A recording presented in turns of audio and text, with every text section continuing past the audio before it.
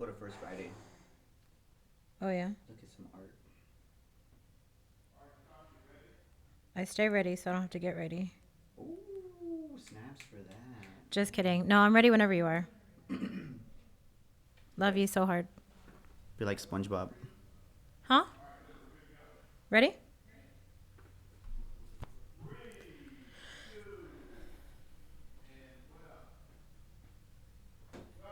All right. Okay, 210. Hey guys, this is Natasha with Norteño 210 Podcast. Thanks to VodPod Media and Latina Podcast Network. And I am here with a special guest. Please introduce yourself. Jose Arredondo, a.k.a. Sports Guy, a.k.a. your tia's favorite reporter, Of a.k.a. course. your tia's favorite Emmy Award-winning reporter. Yes. Okay, first of all, 2 snaps for the Emmy. Let's go. Yes, congratulations on that. Thank you. So, yeah, it's funny because I don't bring just like anybody on here, right? It's always somebody that has something to do with the community in some way, shape, or form. Yeah. So, this podcast is about what it's like to be a journalist in San Antonio. And so, since Jose has had newspaper and TV experience, he's like, I'm the only guest you need. That's exactly what I said, too. Literally, I have receipts.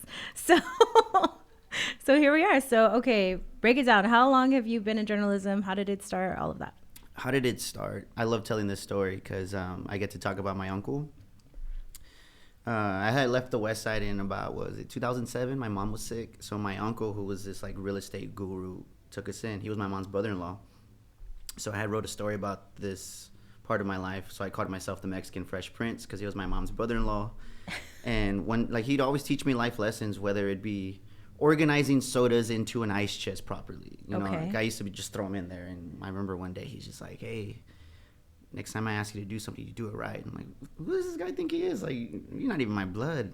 And so it's just little things like that. How to sit at a table when you're on a date with a woman. Just those little things. And he just kind of like molded me along the way. And one day he asked me when I was 13. When you're 13, you're not thinking about what you want to do with your life. You think about the cartoons you're going to watch, the game you're going to watch, you know, just little things like that. And so I didn't know how to answer it. And he's like, well, not to crush your dreams, but you're probably going to be 5'7" forever. Oh. So eliminate athlete. I was like, damn, fool. Like, I thought I was at least going to play like D2 for like track or something. And so we came to the conclusion, combine your passion for writing and sports. And he said, why don't you be a journalist? What the hell's a journalist? Like, I'm from the West Side. I didn't know what that meant. And he's like, basically a reporter. Oh, okay. How do you do that? And he's like, well, you go to school, get internships, pay your dues, probably go to a place you don't want to, and then you use that, get the job you want. Okay, cool. And so the seed was planted. I moved back to the West Side. I'm going to schools that don't have journalism programs.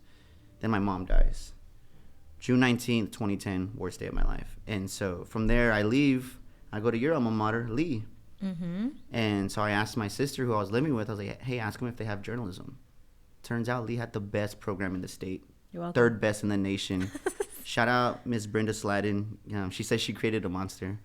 That school year, my sophomore year, when I was supposed to be grieving my mom's death, which I did, I wrote 50 stories, 5-0. I don't even think I've written 50 stories since then. Oh, for TV, yes, but like just writing for like the newspaper, I have not done that. Yeah. But it was just, I mean, I figured out what I wanted to do, and then from there, it's just, you know, go to SAC, best newspaper, college newspaper in the city, without a doubt.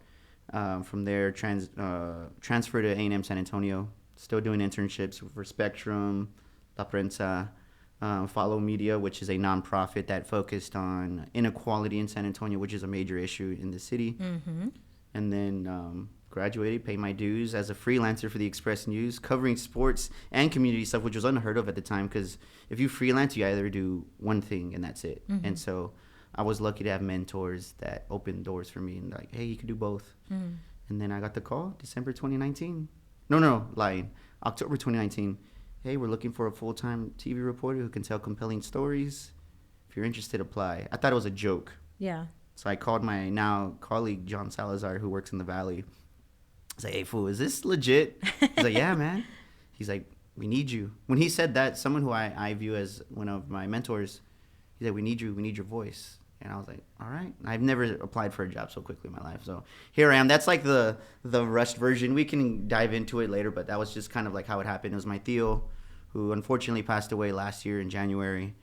But Sorry. yeah, I owe that guy everything. I mean, he was the father that I needed, that I didn't have. You know, my biological father was there, but he was very old school Mexicano from Mexico. In his head, it's like, all right, I provide and that's it. You know, and so not to like talk bad about him, but it's just like, just because someone's physically there doesn't mean they're there. Facts. If that makes sense. Yeah, But, no, it makes a ton of sense. So what were any of the issues or adversities that you faced being a young Latino from the West Side coming into journalism here in San Antonio? I think being in spaces where people don't look like me, it was very intimidating. First, I'm an insecure person to begin with. Not insecure in the sense where, like, I know I'm gifted, I'm talented, but when you're put in certain spaces and you're just like, oh man, like they went to this school or they went to that school, you're kind of like, ooh, like who am I to be in this space with them? And so luckily, you know, because I had to grow up quickly, I had to put myself in those spaces and I had to be uncomfortable, right? Being comfortable, being uncomfortable, honestly.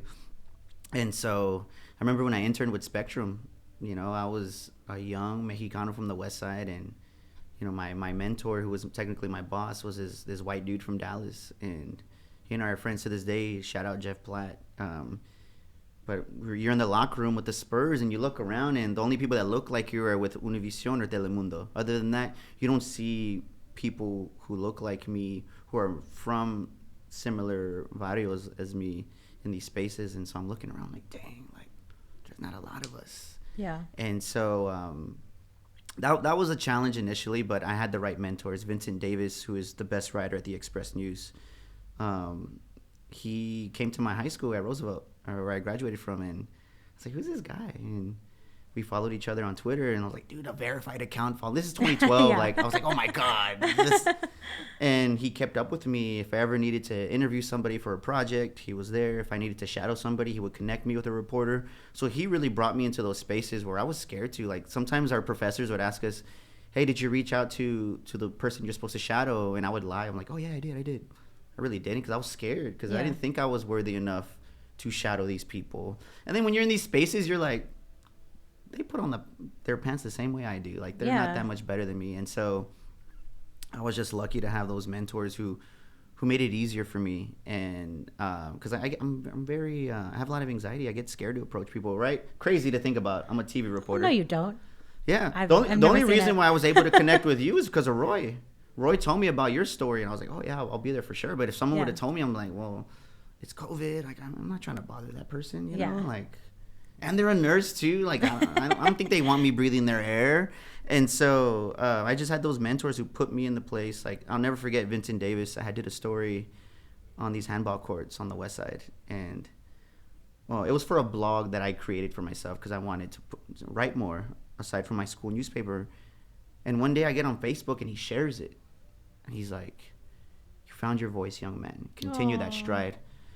Man, that was just like, it gave me like a boost of confidence. Yeah. I got to go to Detroit for this program because of my friend Kelly Acosaid. She was in the program the year prior, and essentially it chose 8 journalists from all over the country who are in college, and you basically compete, right? You do a project. Whoever has the best project, they give you a prize, and the prize is you get to go whatever conference you want to in the country, and they'll pay for the whole thing. The same way they paid for us to go to Detroit. Mm-hmm. So you had kids from like prestigious journalism schools, and once again I was scared. I was like, oh my gosh.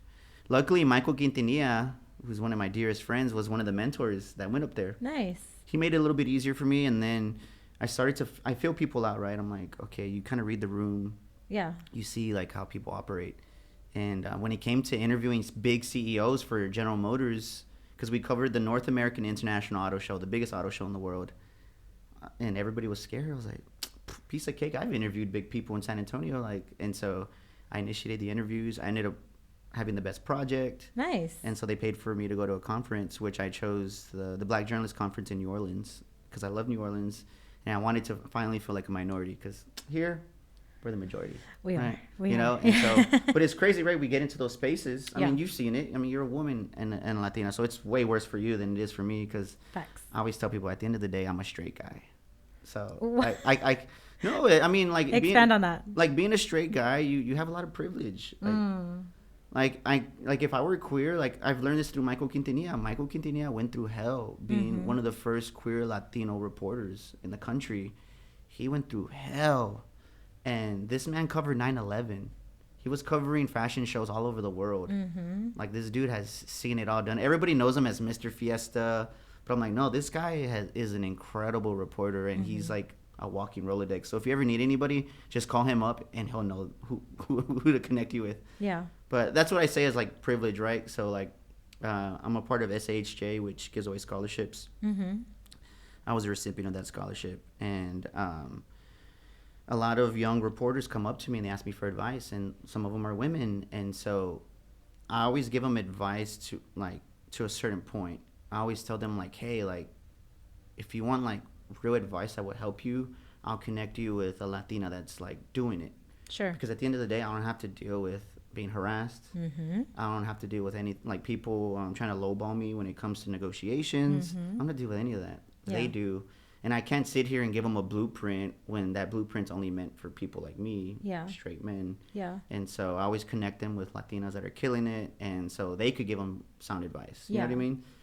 So I have I didn't go to school. Yeah. You know that. I'm not a journalist. And I will tell people, like, I'm not, that's just the name that La Prensa gave me. So I'm like, whatever. Okay, let's roll with it. But I always tell people I didn't go to school. I'm not an official journalist. But in all of the interviews that I've done, in all the spaces that I've been, I've definitely been harassed. I've definitely been lowballed or talked down to, or like, oh, hey. And I'm like, why do you think it's okay to touch me? Yeah, I don't have to deal with that stuff. I don't. Right. So it's totally different for women, and it's not fair. I'm a little more quick to be like, don't fucking touch me.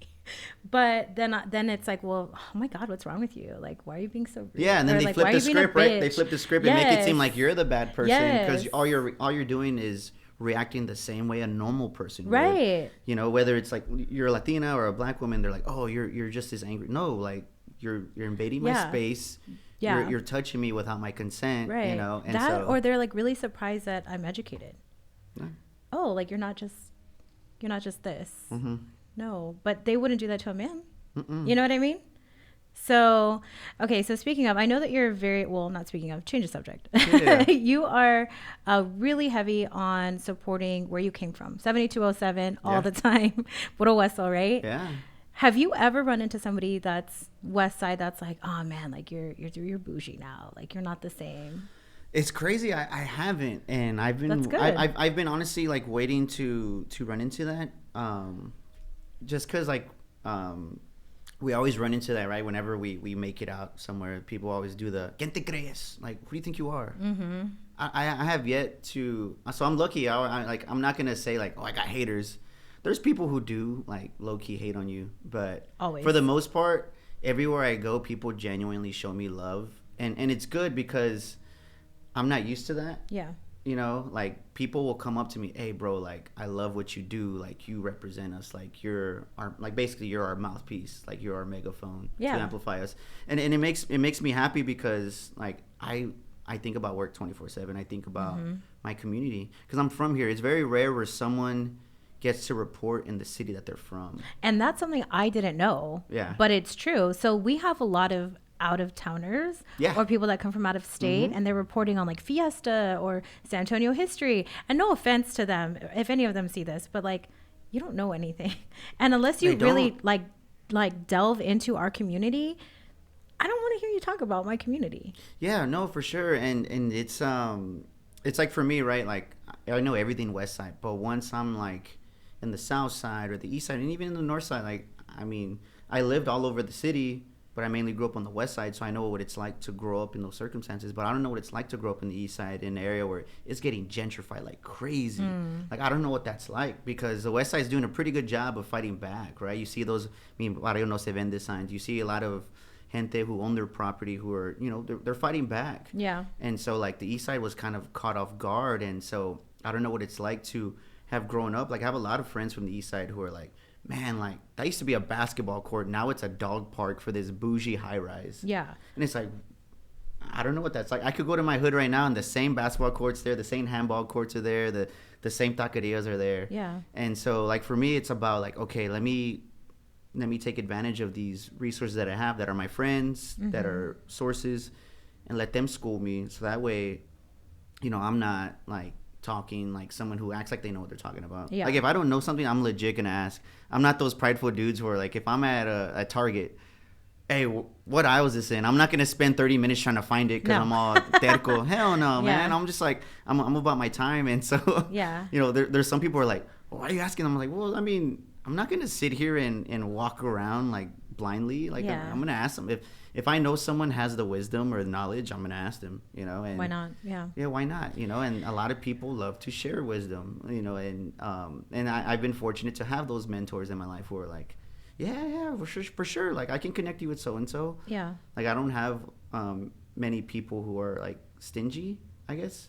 Like people gatekeepers? like gatekeepers. Yeah. Yeah. There's I see gatekeepers, but fortunately for me, like a lot of people do genuinely care about me, and so I look out with that because I do have that fear of asking. Right. And I talked about it with my best friend Albert, coincidentally also Albert Gonzalez, like your husband. Albert, I told Albert, I was like, dude, I get scared to call people.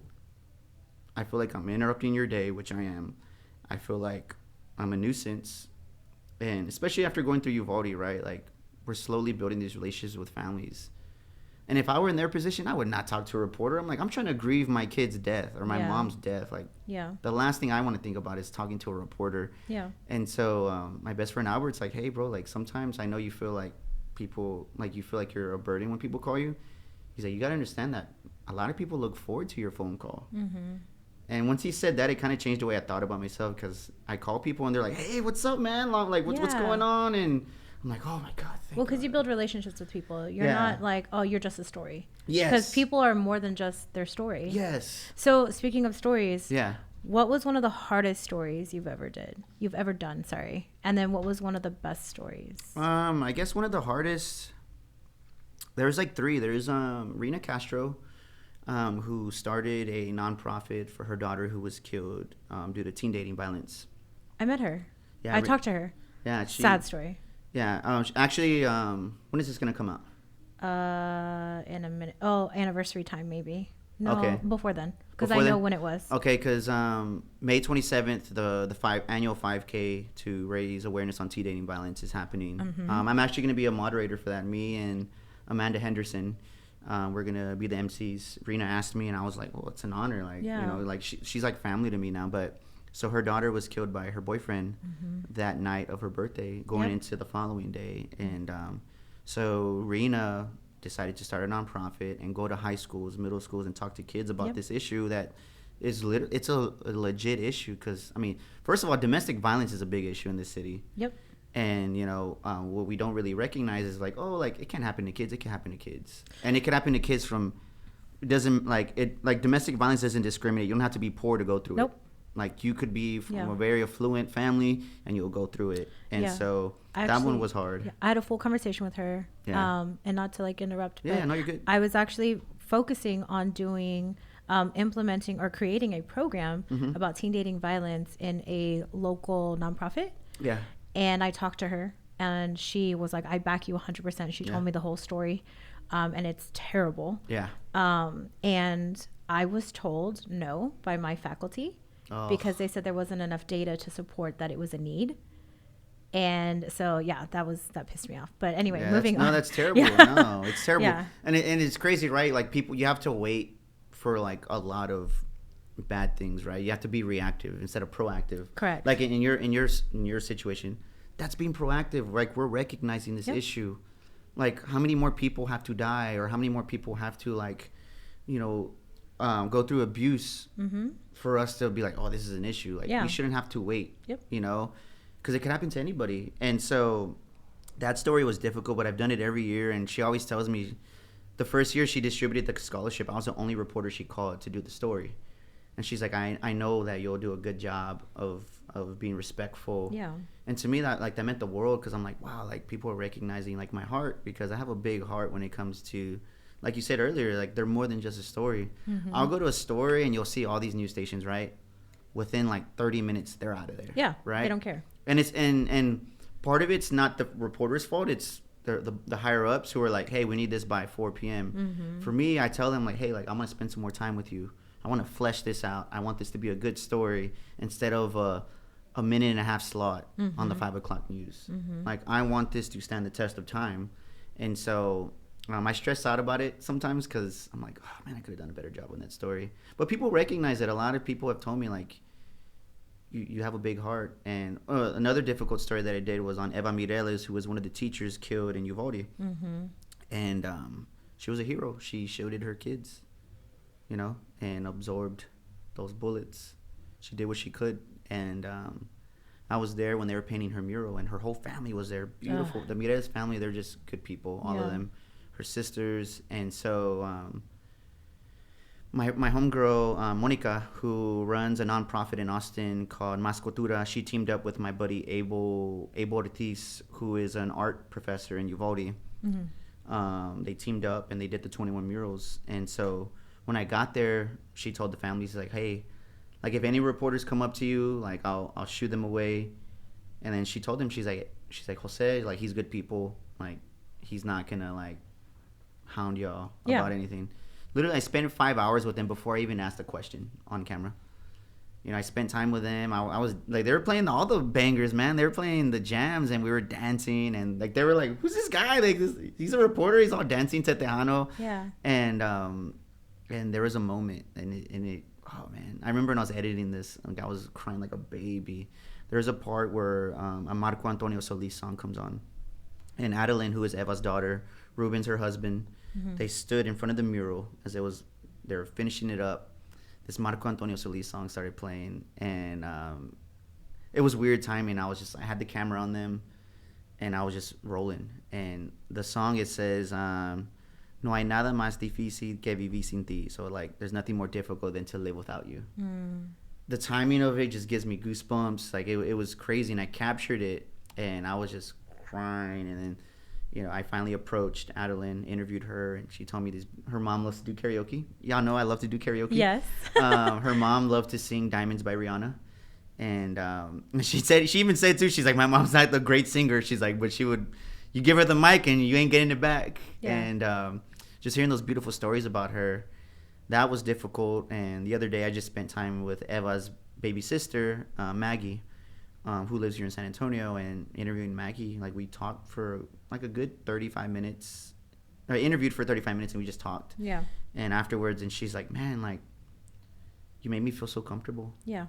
And I held it in, and then once I left, that's when I started crying, because I was like, man, like I know that comes from my mom, because my mom was one who's like, I want to make, no matter who's in the room, like I want everyone to have a good time. Yeah. I want everyone to feel good. Yep. I don't want, like, if there's like pendejadas, people are beefing, like, nah, like, leave that at the door. Yes. Like, when you're in here, we're having a good time. And so her telling me that was just like, it was beautiful, because I shared a lot of stories about my mom and with Maggie, because I've grown close with that family, like, so much. Mm-hmm. Even Brett Cross, who's one of the most outspoken parents, his son was Usaya Garcia. So it's those have been like the most difficult as of recently. But yeah, it's luckily I don't do that many stories like that. Yeah. I mean, Uvalde's it's a unique situation where, because my job is I don't cover fires or shootings, mm-hmm. but I mean, this is historic. Oh yeah. It's very horrific. It's something that you have to cover. Like, you can't ignore it. Yeah. And so, yeah. So I would say those two off the top of my head were the most difficult as of lately. What about the best? The best. Aside from me, just kidding. That one was crazy. That was like back to back to back. It's like, all right, you're leaving. You know, you're in the middle of it, and you did a good job of. My bosses too. I remember when I had did it, they were like, man, like, they did a good job, and I think it helped because you have very glossy eyes. I don't know if you know that, but like, you have very glossy eyes. I don't know that. So it looks like you're always wanting. Like, sometimes it looks like you want to cry, even though it doesn't look like it. Maybe I do. But like, when you were talking into your phone and you were like, all right, 6 a.m. You know, I just washed my clothes and now I'm on the bus. Yeah. It's like, fuck. like that's a reality for people on the front lines in the epicenter, like New York City. For people that don't know, Jose actually covered my story. So I went to New York at the height of COVID, and I'm a nurse, and so I couldn't sit there and just be complacent. And no offense to anybody that stayed here. You guys did what you needed to do. I just felt like I needed to go, and so what was supposed to be 21 days turned into 3 months.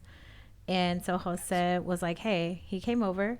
And so I never met him before. Yeah. He's like, "Can I come over?" And I was like, "Yeah, I guess." So. And then I got you at the airport too that morning. Yes, so I got you and Albert kissing. Definitely crying at the airport. And then we reconnected to do the story when you were still in New York. And then the third time, Albert's like, "Hey, like we're gonna surprise the kids." Yeah. And so that was another good one that I captured. And it was like a trilogy that I did. And I remember too, I was off because it was Easter weekend, and my boss was.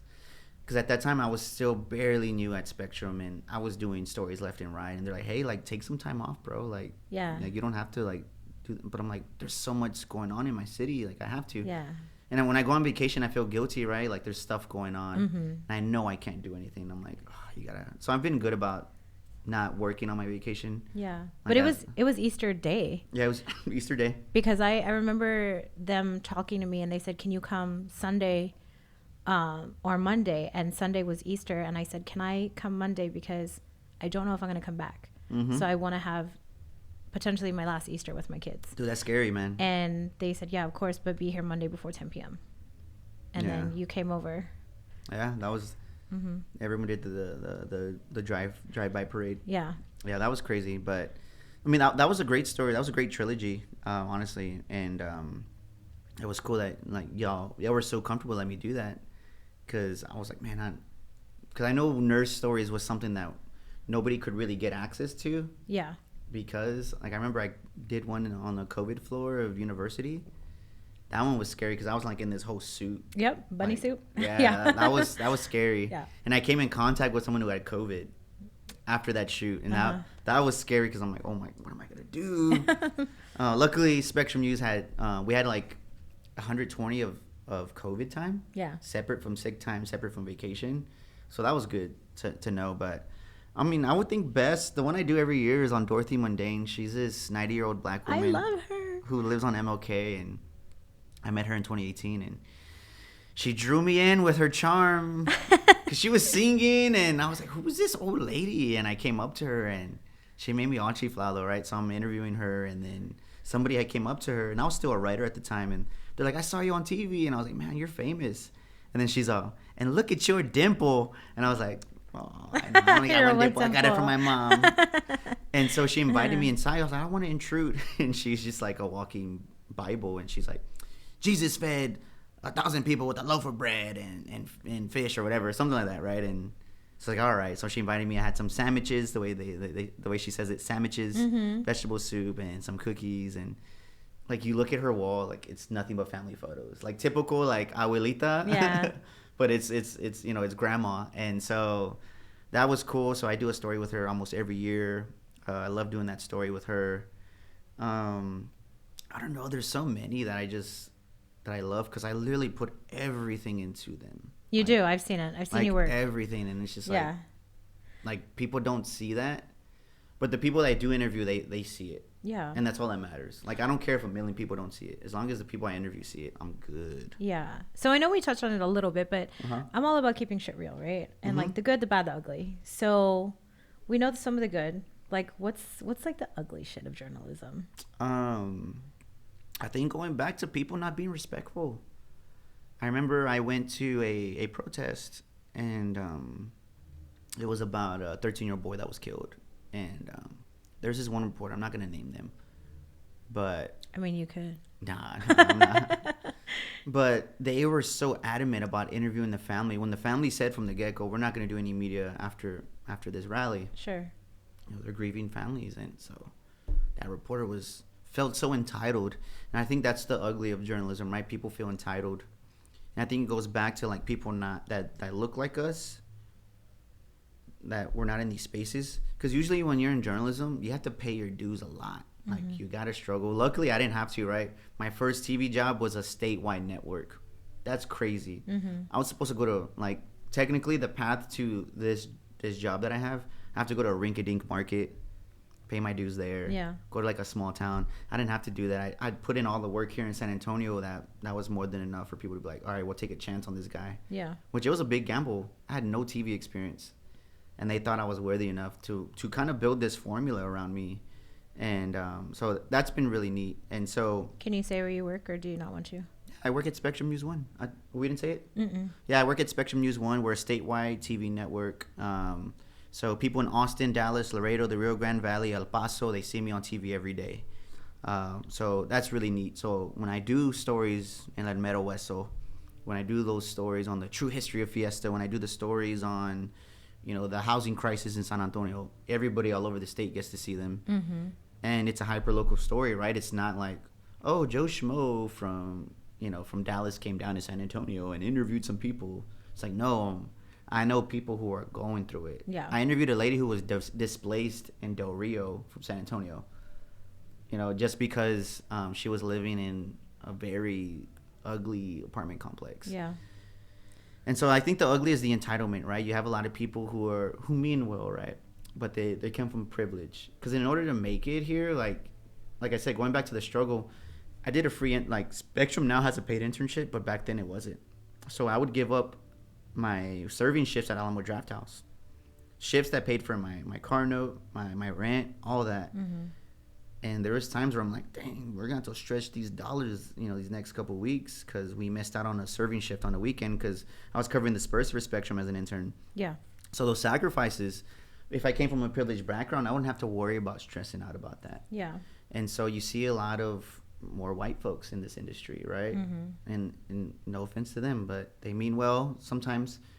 But at the end of the day, like, their path to that job was a lot easier than my path, than the path of a lot of my Latina colleagues who had to struggle. And so for me, it's like, it sucks, right? Because you see these people and they're like, I don't know why they didn't want to talk to me. I'm like, well, all you do is we call it helicopter journalism, where people helicopter in, they interview folks and they bounce. For me, like, I'll interview you and I'll be like, hey, like, let's meet on another day. And they're like, what? Really? I was like, yeah, like, I want to tell your story. Yeah. Like, I can't tell it off of a quick interview today at a press conference. Like, no, like, let's go to, like, for instance, the housing crisis, right? There was a lot of tenants at this one apartment complex near the medical center called Seven Oaks.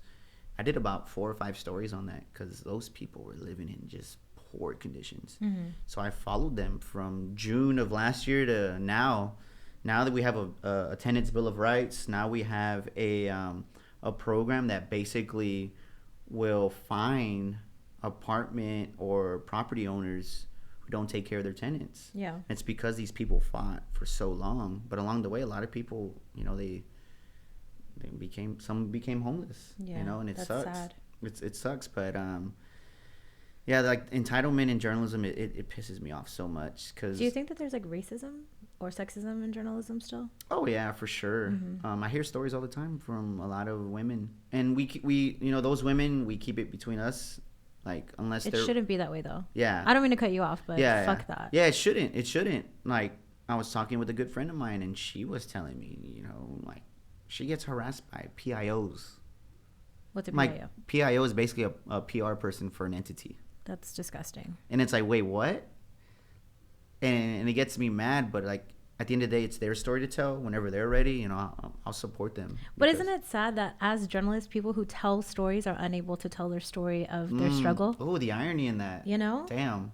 I like the way you recognize that. I never really thought about that. It's true, though. It is true. It's sad because then all the work that they've done, they could be gaslit out of their job. Mm-hmm. You know what I mean? Because you have somebody that's PR, HR, whatever. Oh, I never did that. Yeah. And then they push them out. Yeah. And so now these women or men have to start over. Yeah. And that's bullshit. Yeah. Yeah, I'm lucky. I'm at a really great place that takes care of me. Like, I remember when my uncle had died, I told my bosses straight up, I'm taking time off whether y'all like it or not. Yeah. And for me to request time off, like, almost immediately, they knew something was up. And I was like, this, and I told them, and I texted all my bosses, I was like, hey, like, this guy was like my father. Yeah. And he's the reason why I'm a reporter. He's the reason why I'm here with y'all. And they were like, take as much time as you need. They sent me a whole like flower thing to me, and it was super sweet because they showed me how much they they cared for me. I always go back to this. My boss, my director, I was hired a week before she did. So the people in LA Spectrum News hired me. And so she got hired a week later. So I always jokingly tell her I have seniority over you. And but I'll never forget, it was like month 4 and I'm killing it, right? Whatever expectations they had for me, I shattered them. And I even impressed myself because I was scared. I got the job, right? I'm like, oh yeah. And then I kept pushing off going live, right, on TV. My boss would be like, are you ready? It was Kiki. Shout out Kiki Jones. Now she runs the producers, but when she was running the reporters, she said, we're going to have you go live for your Kobe story. It was when Kobe died. And I'll never forget what I said. And I'm glad it was that story because I hated Kobe for so long, but once I got to like high school, I admired how great he was at what he did. And I still remember what I said. My first live segment was with my coworker Brian Bose. He filmed it because I wanted him there. I was like, I really like him. He's a really cool coworker. I don't want like a random photographer with me. I want him. And so we did it in front of the Kobe mural that Maximo did at the Wingate in Universal City. And so sure, I had said, the Black Mamba has broke the hearts of Spurs fans in 2001, 2002, 2004, 2008, the years he eliminated the Spurs, right? Right. I was like, and after last week's helicopter crash, the Black Mamba broke the hearts of Spurs fans one last time. That's exactly what I said. And it was just like, bam. And I was like, it was like a home run intro. Yeah. Like you felt it. Yeah. Everybody watching. I just felt it. Yeah. I'm like, excuse me? Yeah. And so after I got that out the way, I was like, oh man, I feel good. But I'll never forget my director telling me it was March of 2020. She called me randomly and I'm like, why is the boss calling me? Like this is La Jefa who runs everything. Oh, what'd I do? No, I didn't think that. I was like, I wonder what she wants me to do or whatever. Yeah. And she's like, hey, she asked me, do you think we do a good job of covering, the neighborhood you grew up in? And it was a genuine question. Yeah. She's like, be honest with me. And I told her, I was like, honestly, I'm just so busy. I don't pay attention to what my coworkers are doing. Yeah. But from what I have saw, probably not. Yeah. She's like, okay, we're going to do a better job of that. And she told me too. And she's like, hey, if anyone ever tries to take your voice away from you, I'll fire them. Oh. She's like, I want Good you to be for her. you. She's like, I want you to be you. Yeah. And that woman, Larissa Cartwright, I'll say her name. I love that woman. I love her too. She's had my back since day one. Yeah. And once you see like the La Jefa who runs everything have your back like that, it makes my job easier to where I know like. You have the backing. Yeah. And so that's been great. Like I can be myself on TV. I knew I could get away with anything when I said on TV. Oh my god. Oh my god. I was like, what? How did they let me get away with this? Is that bad though? No, it's not. It was funny because my coworker Alex had asked me. She's like, "What's your favorite paleta?" And I was like, "Well, I don't eat paletas, but I go for chocolate. I'm basic. I'm not one of those I want chamoy kind of people." Uh-huh. And it was just funny. It was genuine. It wasn't forced because I see a lot of people try to replicate what I do at their respective stations. Yeah. And it's kind of embarrassing because I'm like, yo, like, just be yourself. What is that? Imitation is the biggest form of flattery. Oh yeah. Like I but don't. you can't do it. You can't do it like us. No. No, yeah. I do it naturally. I'm not trying to be a like, oh look at me, I'm this, I'm that. And no, like it's literally me. He's just your Theo's favorite reporter. I'm just your Theo's favorite reporter. That's and it was funny. You know where that stems from? Yes, from Roy. Yeah, my interview with Roy, and I made it up on the spot and I ran with it, and people love it. Every time I go somewhere, people are like, oh. Hide your tias. Oh my god, I do hide my tia. You're funny, dude. Okay, so we'll wrap up a little bit, or start to wrap up. But tell the people something about you that like, I don't know, maybe a little risque for a journalist, or something interesting. I'm a big art collector. I love art. I've been supporting the art since I was a broke college kid. I love live music. I've gone into this, how do you say it? Like recently, I would say the last 2 or 3 years, I've really connected with my Chicano roots, right? Like I've always been proud of who I am and where I'm from, but I've gone deeper than that, right? And so I've been doing a lot of stories that revolve around Chicano culture, and I'm actually going to host an event September 16th in Peacock Alley. I got a grant from Central to host an event, and it's going to be about Chicano culture, right? So I'm going to have a panel in there. It's going to be about 30 to 35 minutes. Nothing long, nothing that's going to drag. And so I'm going to have different generations of people sharing their stories about being Chicano, Chicana, however you identify, right? Mexican American, Tejano, Tejana. And all of us sharing our stories, but all of them being valid, right? Just because someone has their version of Chicano of growing up in the 60s is different than mine growing up in the, early 2000s, doesn't mean that I'm right and they're wrong, or they're right and I'm wrong. They're all correct. Yeah. Because it's our experiences, right? And so what's neat about that is all of the proceeds to this event, because I'm also going to blow up my photography on metal prints that I haven't shared with the world. Yeah, and so all the proceeds to this event are going to go to Sananto Culture Arts, who is the nonprofit art organization that's been in the West Side for almost 30 years now, and they've done 60 plus murals in this city. They brought muralism to San Antonio, and when you look at their murals, they tell you who you are. Yeah. They have the Chicano walkouts on there. I took my graduation photos on the first ever mural done by Manny and Cruz Ortiz called Educación. And I did that for a reason, because every time I would drive on Guadalupe, I would see that mural as a kid. I'm like, man, like, I'd love to take graduation photos in front of there. Yeah. And so all the proceeds will go to SACA, Sananto Culture Arts. They do great work there. They've been doing great work for 30 years. I just want, like, everyone to be there, have a good time. And I have a lot of people, like, chingon artists donating art to raffle off. And it's like, oh, that's great. Like, cool. Yeah. I have a lot of people backing it. So if you're not doing anything on 16 de septiembre, September 16th, I'll be hosting that, because I'm a big lover of the arts, but I'm also a big lover of organizations and programs that can keep kids busy, keep kids out of trouble. Yeah. Because I was lucky enough to have mentors who kept me out of trouble. Put a basketball in my hands. Not the greatest basketball player ever. Yeah. I'm not one of those fools that are like, oh yeah, hoop dreams. Like, nah, I don't. I just play basketball because it was it's what kept me sane, honestly. When my mom died, it was weird. The other day I was there's a YouTube link. It's a video on Rajon Rondo, who's one of my favorite basketball players. Played for the Celtics, won a championship with the Lakers a couple years ago. Mm-hmm. But I used to watch his YouTube highlights, and I remember I would watch them all the time, and this happened like a month before my mom died. And I just remember I had wrote something on my shoes that revolved around him when my mom died, or when she was about to die, because we ended up pulling the plug, right? Because she told us, from every vegetable, pull the plug, dog, because I ain't trying to. Same, yeah. You know, and so, but it was just weird because, you know, basketball kept me out of trouble, even though I wasn't the greatest. When I got to Lee, actually, real quickly, I got cut from the team there. The coach didn't even know I tried out when I did try out. And I was better than all those dudes there. And it really broke my heart, because I'm like, man, this is the only thing that's, like, keeping me sane. Yeah. So that love shift to music. And so I would listen to music all the time and just write out how I felt. But, yeah, it's just it's been a crazy ride. But, yeah, I love art. I love culture. I love film. I love horror. Just like you do. I do. The Last Scream. Did you like it? Haven't seen it yet. What? I know. Look, I've been waiting for my friend, and then like just shit just kept happening. I'll watch it with you. Let's watch it right now. Actually, we're cutting the interview. We're gonna go see Scream. Yeah, like, yeah, I enjoyed it. Is it good?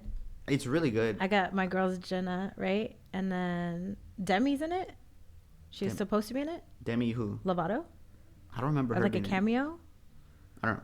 I just know those two Mexican girls are in it. Two Mexican girls. Okay. There's one, the older sister. Uh-huh.